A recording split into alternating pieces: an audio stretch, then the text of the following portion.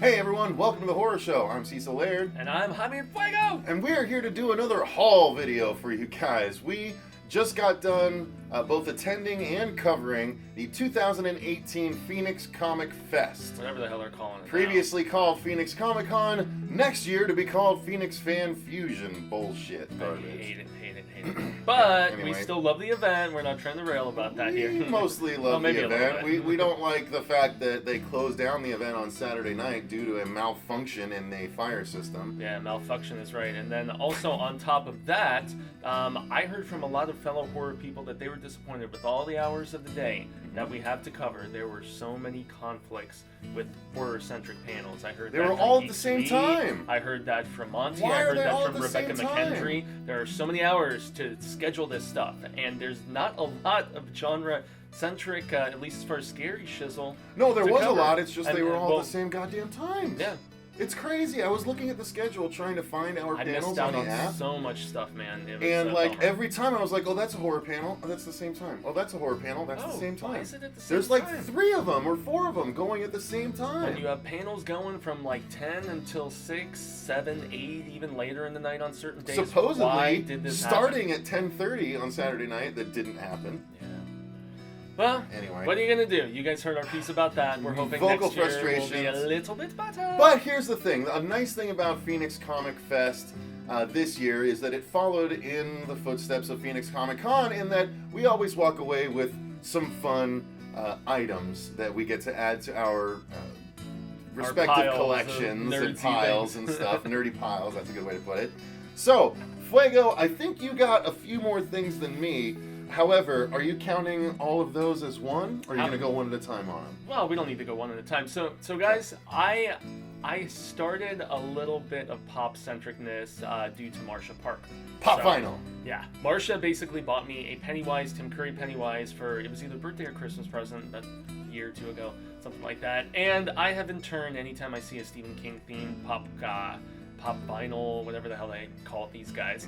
I've been purchasing them, except for the Dark Tower, because fuck the Dark Tower. But, you know, I know so much rage in this video already. But I really loved the new It movie, and they just finally started releasing. I gotta jump off camera. Step outside, sir. Grab what you got to grab. There's so I'll many. hold some for you. There's so many I started buying, guys. I essentially have everybody at this point except for Ben and Georgie So and I'll get 'em up a little Ben and closer. Georgie and Bev. But yeah, I found these for like far less than the retail value. If you bought like 3 of them, you could get them for like there you go. $8, That's like about $8 each. So I definitely like Eddie with the messed up arm. I'm a big fan of Mike. He's got the Let's see Eddie with the messed up arm. artillery and Oh, stuff. Yeah, we've got Stanley. He's got some dirt on his chin. He's ready Got to Richie go. Tozier with the bat and the big glasses, making his eyes big and stuff. Yeah, so this is official that I need to make a new Hail to Stephen King set. And Yep. we're gonna get to see all of Yeah. these guys. I mean, Well, come finally, on. thank God, Yeah. Jesus. I just need to buy a new bookshelf is what it really boils down to. Let's Because just- I can't even fit all of those on my shelf. Listen, why don't you just have me over and I'll help you. I'll put up some shelves. We don't need to Yes. get a new bookshelf. We can get you actual shelves Mm. and, just screw them in and stuff. Bookshelves aren't actual shelves? No, I mean like shelves for the wall above your bookshelf. I know. 'Cause you have a bunch of empty space. Let's fill the Oh, space, I do. bro. I do. There's We'll a get it lot of done. space to fill. We'll so, get it done. So, Make you you a have it. The proper only ones that I Stephen still King need cave. are Ben. The I King need cave. Bevy covered in the blood because that's an exclusive alternate, and then also I need to. And I saw the Bevy alternate, and I saw the Georgie alternate with his arm ripped off, and I need both of those in my life as well. But for now, there are a bunch of new pops. Pop, pop, pop, pop. Makes your mouth go pop, pop. I gotta be pop. honest, that's a bit frustrating for me. If they make a Georgie with both arms and then They a do. Georgie with one arm, Oh, and that then- is such well, like dude, alternate there's- cover bullshit. Well, and there's also an exclusive that they did where it's almost like a little diorama kind of thing with both Georgie and Pennywise looking up out of the drain. That was only available at Hot Topic, and I've been looking at that one. It's like $50-$60 though, and I'm like, geez, for set decor, it's just, man, if we could only write this shizzle off. What's the first thing you want to show? So man? the first thing I'll show, I think I'll go with my books. Well, Yeah, I'll lead us into the books. Yeah, How's that I sound? got books too, dude. Okay, so the books I'm going to show, I know we both have one of them. So should we show them Yeah, let's both go at with the that same, first. at the same time? So this is the second volume of Blood and Dust, Glenny Family Values. Now that's the wraparound cover, This right? is the wraparound cover, indeed. So, yeah, we can open it up and show you that it goes the whole way. It's pretty cool. But this one is notably cool, though, because of the quote, remember? Indeed. Well, here's the thing. This is the second series. We've actually reviewed the first series and the first issue of this series. We reviewed as well in that same episode, so we will have to do this and review it as a follow-up for the horror show. But this is a really cool independent vampire book, you guys. Yeah, it's a melding of both, like, swampy creature kind of thing with vampire lore, too, like all kind of... At least in that first book, yeah. But we don't know what else we got it's become sort of like a not True Blood, but sort of, it's like, it's a vampire family that you're following, essentially. So it's really cool. And not all of them are in line with all of the rest. And like Fuego said, there were two covers for the same book, and I got the wraparound because I love wraparound covers. I like the full artwork, but Fuego got this one for a very specific purpose, right? Yeah, because I want to totally read the quote that we have on here from our review. So, we are all horror veterans at this point, and to have found a book that deals with vampires, and even when some of us aren't big vampire fans, yet this tickled our fancy because it was a new take on an old trope, and to do something different at this point is saying a lot and is a tall order. Yeah, I think that was like a combination of a few I think things it was. that both of us said. Otherwise, it's a convoluted ass quote by one of us. But no, I think that is a combination of what we said, and it does say by Cecil Laird and Jaime and Fuego of the horror show. Yeah. So big thanks and shout out to Michael R. Martin, the writer of this excellent series. We definitely recommend you guys shout get out it. to Rob. And then my second book that I got, which I have the first issue of. I still haven't gotten around to reading it, but the reason I picked this up is because it's written by an author I'm a big fan of, which is Charles Soule. Yeah. And I actually talked to him for a little bit. I was supposed to go back and do an interview. We ran out of time due to our panels, unfortunately. But I did pick up the first trade to support him of Curse Words. This is his independent book. Digging the artwork. Yeah, it's being put out through Image. And a little koala behind him. Yeah, a little koala behind him. And basically it says, a wizard has appeared in present-day New York. His name is Wizord, and he's here to save us all from dark magical forces bent on our destruction. He is the best wizard of all time. Or he's not. And he's lying to everyone, and secretly is the dark magical force, but wants to hang out in our world for a while because it's so much nicer than the hellhole he comes from. Interesting ambiguity there, where you're just kind of wondering, is he or isn't he? You know, but is he fun? I would imagine he's going to be. Yeah, so this is the artwork. I'll try and flip through a little bit. It's very solid. Ooh, I like that. Artwork. That. Yeah, definitely. And I know Charles Soule, if he's writing, feeling the Thor stuff a little bit. A little bit, but he's an excellent writer, guys. His writing has stood out in both DC and Marvel, I believe, at this point. He's done the stuff that I read him on was Swamp Thing and Red Lanterns. But he's done a lot of other stuff as well. I know he did a Daredevil run, I believe. Was this Swamp Thing before Snyder did Swamp Thing? No, I think it was after. Okay. He picked up the ball after Snyder left, actually. New 52. Okay. Yeah, and that was when I was like, oh, this guy's actually doing really well. He's just as intriguing. So Charles Soule is an excellent writer. He did have both first trades, but I made sure to get the first one. I had to hold off on the second one for the time being, but yeah, I'm excited to read that. So, Fuego, you had a couple of other books? Oh, yes, absolutely. So I was really stoked to pick up for a very nice bargain price. This is a very interesting rumination about like a samurai, essentially.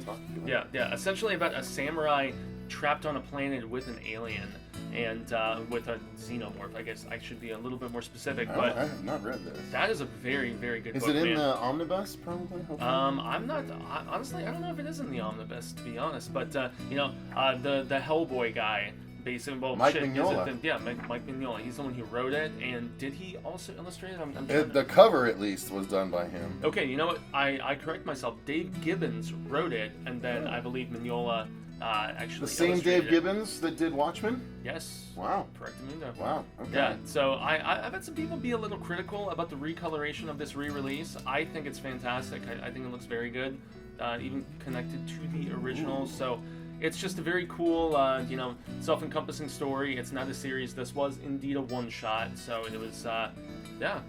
That's awesome. It's very dope. And of What course, kind of bargain did you get on it? I got it for 50. Yeah, 50% off. So I got it for Nice. like $5, man. $5. Yeah, That's for a a dope deal for a hardcover, nice man. hardcover. Woo, especially yeah. because the other one is soft cover. I'm jealous. So yeah, Alright. hard is always better than soft. What else you got? Oh well, if I'm gonna double dip, I had to go with Predators Hunters because this is the only. Because as I've said many times, I have every trade, every series with the exception of some of the most recently released stuff. So they did a Predator, Aliens, Judge Dredd crossover recently, which I still have not obtained. They did a Vampirella Aliens, and I still have not obtained. But Hunters is the one that they are about to do a sequel to, leading into this new. So is this recent? That was from like a year or two ago. Oh, then I would say Yeah, so. yeah. So they're doing Hunters 2, and Dark Horse is releasing it right before the film comes out. Really? So, and this is about humans hunting predators. Really? Yeah. So there's a certain select group of humans that have found out about predators. Or at least they know how to track them. I don't know if this is interplanetary or whatever. All I've read is the synopsis, but it is one that I have wanted to track down, and I was like looking on Amazon for the longest time. And How many other ones do you have to read though before you get to that one? Well, the one cool thing about a lot of the Predator and Alien stuff is it doesn't interconnect. It's all just kind of one-shot story, self-encompassing. It's within the world, and maybe there will be an Easter egg reference here or there, but I mean, this is something you could just divulge and, ingest is probably a better word. Yeah, I think that's the one. Yeah, you could just get into it and read it on its own, and there's nothing, nothing that you would have to deal with beyond that. So, Cool. yeah. All right. Good ones. Hunters! All And right, I got so it is for that- cheaper than every Amazon seller that I saw, so that was fun. Nice. Yeah. All right. So is that it for the books? That is it for the books, man.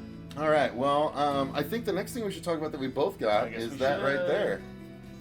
Or is that your last thing? This is indeed my last thing. There was one other thing that I'm not sure we brought on camera, and I'm trying to remember what it was. All right. Well, oh no. Okay, let's do that next time. All Okay. right, we'll hold off on that if you're Sweet. the last Sweet. thing. So, all right. So another cool thing that we got to do.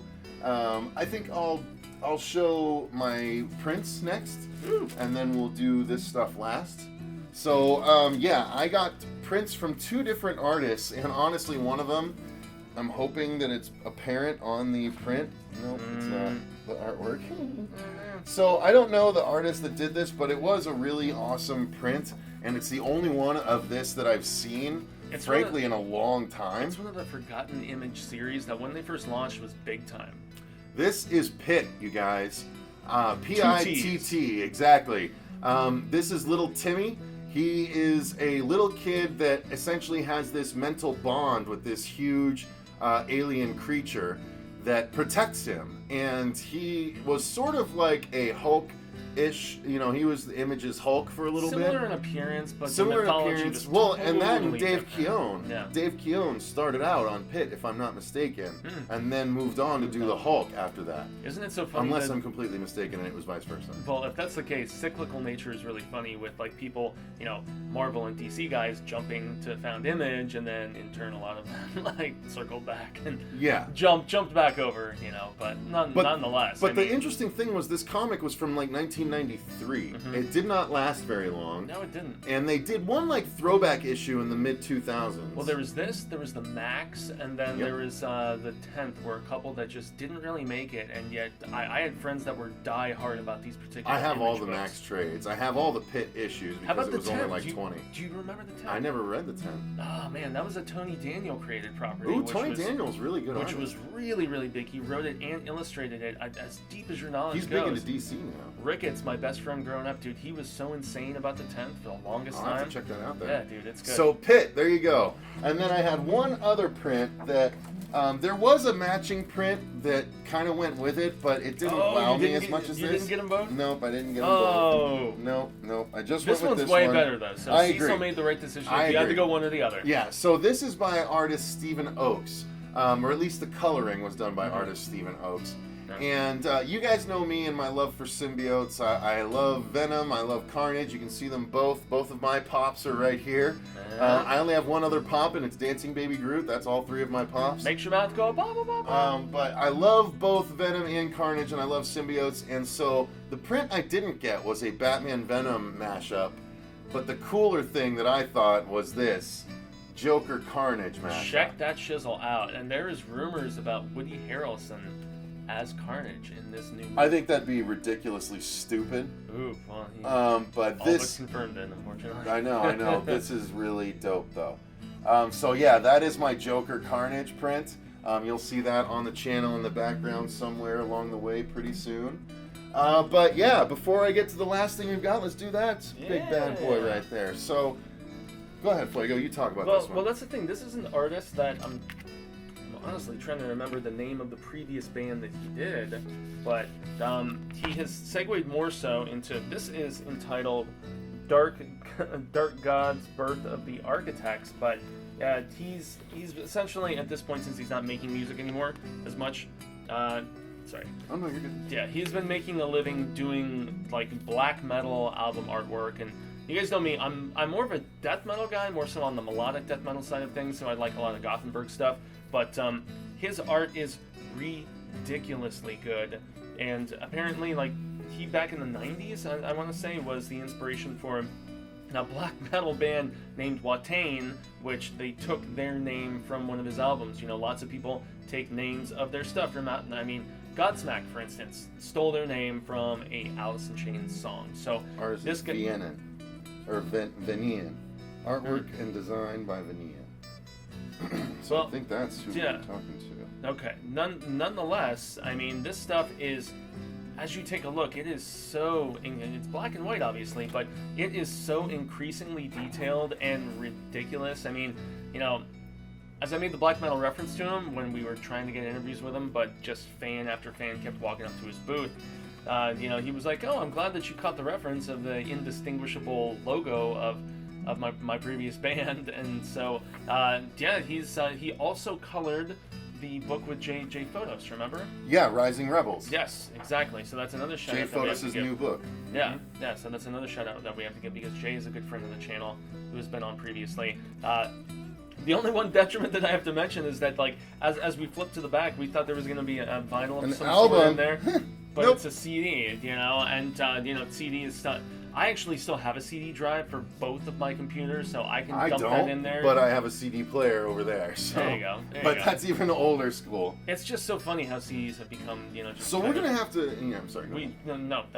You know, CDs have become just kind of, since everybody does things digitally now. It's it's a transition in the form of media, but I still like tangible things, and I still, even if he didn't do a vinyl for this, I'm not sure if he did or not, I love just the big artwork factor of vinyl specifically, because it feels so much more collectible. You can see the images so much better when you have a larger canvas to showcase them on. Mm-hmm. And yeah, I look forward to you know, tossing this into my iTunes with the other 100 gigs of music that I have on there, and seeing just where, I think he was telling me this was a little more on the sludge side of things, instead of like black metal is often more operatic, and you know, there's lots of symphonies and, you know, things of that nature. Sludge and doom and gloom metal is more early Sabbath, you know, like bum, slow head nodder tempo. I look forward to seeing what this is all about, and we told him when he gave us copies of this that we are going to eventually be doing a review on the channel, so look forward to that, guys. Album review, yeah, and since it's CD, I know I can review it with you now. There you go! So we'll have Dirk listen to it too. Dirk actually likes this kind of stuff. Yeah, so Yeah, it'd be good. Be good to have him on. So yeah, and I all like right. this decomposing girl on the front. She's got kind of a hotness about her. Now the last thing we got is from a guy that we did an interview with from Little Corpse Magnets. He is the artist behind Little Corpse Magnets. The last series of things we got, actually, because you got multiple wares. I did. I got multiple things from him. I'm Including super one for excited me. about all of them. Exactly. One of the things, I basically walked up and he had this board of refrigerator magnets that were horror-centric refrigerator magnets, icons in their own right. And this man's been to my house before and has seen the ridiculous proliferation of things. Fuego does on like my his fridge refrigerator. stuff, so I was like, Yeah. I gotta get. And I picked up one. I can't remember what it was that I was gonna. Oh, it was the Crow. I was gonna get you the Crow, But then I saw on the right, they had this. Yeah, to quote Indiana Jones, The Last Crusade, he chose wisely. So they had a xenomorph refrigerator magnet. So dope. So yeah, it's just got the magnet on the back, and then boom. So xenomorph is just gonna sit on Fuego's refrigerator. So I thought he'd dig that, and then while I was there, I told the guy how much I really dug everything, and that I wanted to come back and do an interview with him. Which we did. He was super fun. He was a natural. Indeed, and he was nice enough. Well, when I went back the next day, he had one, because I looked and I almost got an Art the Clown refrigerator magnet from Terrifier, but I haven't watched it yet, so I couldn't justify getting it. I thought the without sketch knowing... with him was good, remember? Yeah, but the sketch was good, yeah, but I want to watch the movie it was before. In the All Hallows Eve. But yeah, it was All Hallows Eve. So when I went back on Sunday, because I only went Saturday and Sunday, and so Saturday I got you the Alien, and then Sunday I went back and he had another one that apparently was the last one. He had gone home and made 3 of these the previous night, and then 2 of them had already been sold by the time we happened around. Talk about just being smart and making your money. Oh my gosh, he knew exactly what he was doing, but he had this. What? So it is a awesome Jaws head with the tank in the mouth and everything.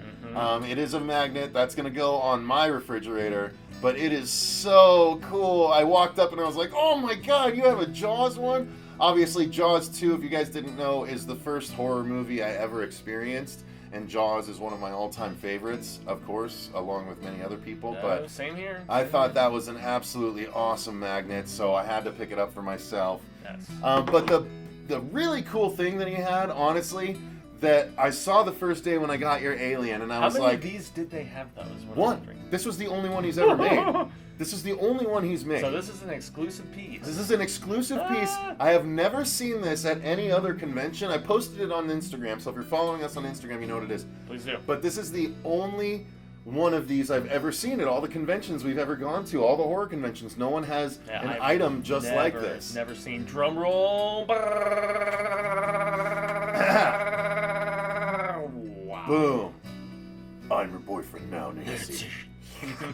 Yeah, dude. He had and so much legitimate detail, dude, phone that he put into it. You that can was even a see the Freddy phone. eyes and everything. I mean, yeah, it's damn. dude, it's so awesome. We just have And to figure out where we're gonna put it on the set. Is what this was. so Little Corpse Magnets made this also. This was the only one Yeah. sitting on his table, and I asked him how much it was, and he told me, and I was like,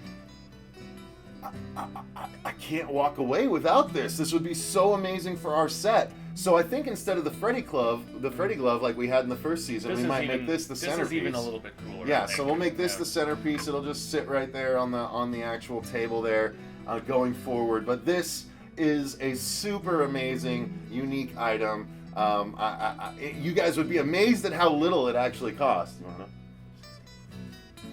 Pretty good. That's not bad for a one-of-a-kind item. So, anyway, you guys, that is everything that we got. Oh, no, I didn't even show. After we were done... Yeah, this was a filming, gift from him, so we have to give mad props once again. Please check out Little Corpse Magnets on Etsy. Little Corpse Magnets on Etsy. He needs your money. As we were leaving, he had all of these bottle opener refrigerator magnets, and Cecil doesn't open bottles though, because he doesn't. I don't. But I have people over that open bottles. I will put it to good use. Exactly. And one of the ones they had is one of my favorite horror properties of all time, which just celebrated its 30th anniversary this week, and Exactly. there are people clamoring all over the interwebs about needing a sequel to this film. I'm not going to divulge absolutely. what it is. I cannot wait. But here we go. Boom. A Killer Clowns from Outer Space bottle opener. And guys, trust me when I tell you, this is my hand. I have a large size hand. This is a hefty item. It's got the magnet on the back, and this is a solid piece of metal. There's weight, there's collectability here. Indeed. I mean, how awesome is that? One of the Killer Clowns is now one of my refrigerator magnets. So between Fuego's Alien, my Killer Clown, and my Jaws Shark, I mean, this was easily my favorite booth of this con. Yeah, he was pretty rad status. I concur I mean, the with phone you completely. too. The phone too, obviously. Yeah. So, yeah, guys, that's going to complete our Phoenix Comic Fest 2018 haul video. Thank you very much for indulging us. We had fun doing the one from Phoenix Film Festival, and people seem to enjoy seeing what we got. And these are literally... I almost brought the 2 prints from Shelby that he gave me that day just to showcase his stuff further, because American Discord is the shiznitto American Discord is awesome. We just posted our interview with him. But yeah, I mean, items like this, how could I not do a haul video showing it off to people? Especially if it's a one of a kind, dude. Yeah. That blows my mind. I thought he had multiples of those. No, that was the only one. So yeah, anyway guys, that's going to do it for this episode. Thanks very much for watching. Let us know in the comments down below which of the items you like the best, or what you thought of them all in general. What do you want to buy? What do you wish you could have obtained? Exactly. I'll put links in the description box down below to at least the little corpse magnets. Yeah. And, maybe you could beckon him to like beg him. Yeah. Like make another, please. Yeah, please, Daddy, please. So anyway, guys, thanks for watching. I've been Cecil Laird. I've been Hamid Fuego. And remember, stay scared.